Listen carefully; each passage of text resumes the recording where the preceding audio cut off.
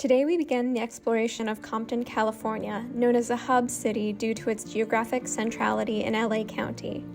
It is rich in history, diversity, and food, with a population of 95,000, with Latinos making up the majority with 70%, followed by white with 35.2%, and African American with 28.9%. The neighborhood has faced long-standing challenges related to poverty, public safety, and education.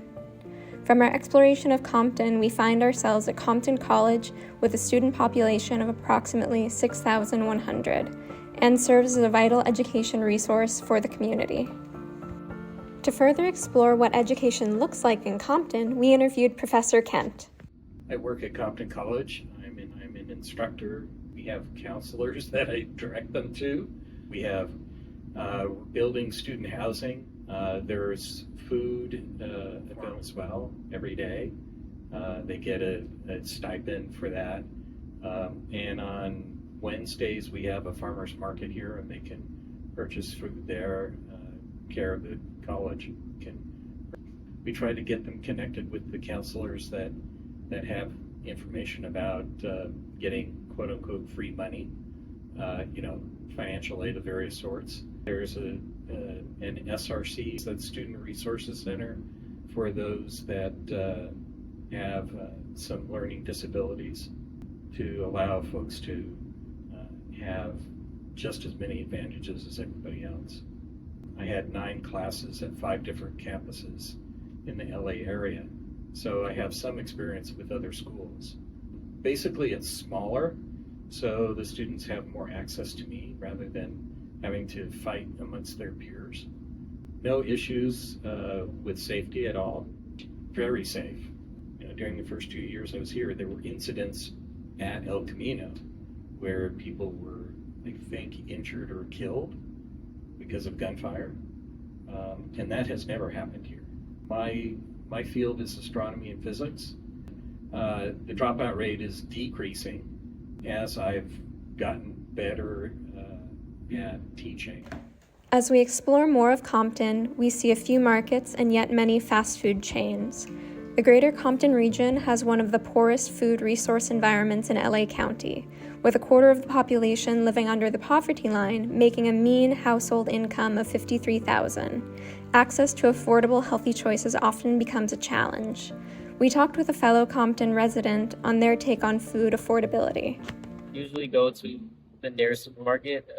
So there's a Food for Less, a Superior. I think there's a Northgate as well. It's close by. Generally, I'll say like a mile or two. It's walking distance, but if you're getting groceries, it's not. In regards to transportation, most of Compton residents drive alone, while some use public transportation like the bus and metro system. So I mainly drive, but I'm also familiar with the bus system as well as the metro transit. It's easier than other places I've been to. Next, we asked Darrell about his opinions on misconceptions of Compton and what he believes people often get wrong about his hometown. Misconceptions mostly stem from the idea that the city is the way it is because of the people that live there. Compton is a city with a rich history, especially with gang violence, but all of that is mostly due to the system that was placed upon these people that live there. For lack of better word terms, it's a dog-eat-dog world, and if people have to do things that are illegal or scrutinized just so that they can eat at night or that they have somewhere to sleep, then I'm not the one to judge them, and I don't think anyone else can judge them. In Compton, nearly a quarter of adults report difficulty accessing health care, and a third of Compton's adult population remains uninsured. Some of the accessible medical centers in the area are Martin Luther King Jr. Community Hospital, Watts Health Clinic, and Rhodes Community Clinic.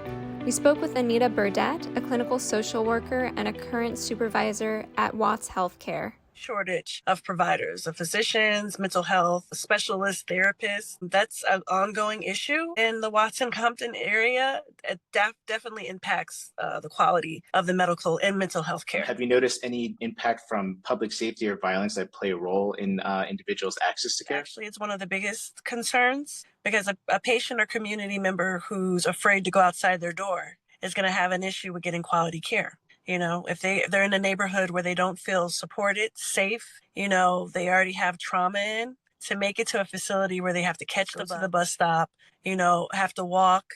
That is definitely a barrier. And also keep in mind with all these concerns, there's PTSD, anxiety, you know, grief. So having to deal with on top of a community where you don't feel safe, it's going to mess up the quality of care and provide, you know, stop someone from actually obtaining and sustaining the medical and mental health care that they need. Is there anything that you're hopeful for, that you've seen significant changes or anything moving in a positive direction? Yeah, I know that within like the Watts Healthcare, we've been doing a lot of education to the community, to providers about mental health, about advocating, about the resources that are located in the community. So I've been putting on a lot of presentations, workshops, and we've been having actually a lot of great engagement conversations. So I'm starting to see that people are like, oh my goodness, it's good to know about this. I'm going to tell somebody about this. Can I get more information about this?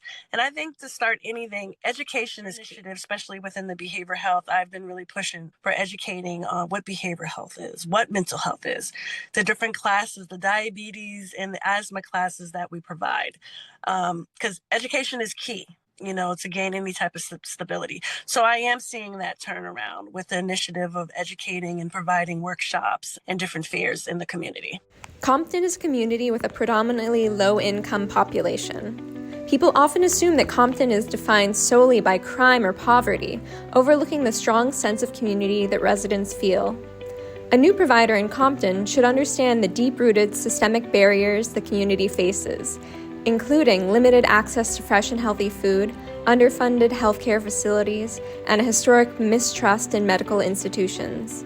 It is important to recognize Compton as a vibrant city full of potential and people who deserve equitable resources and care.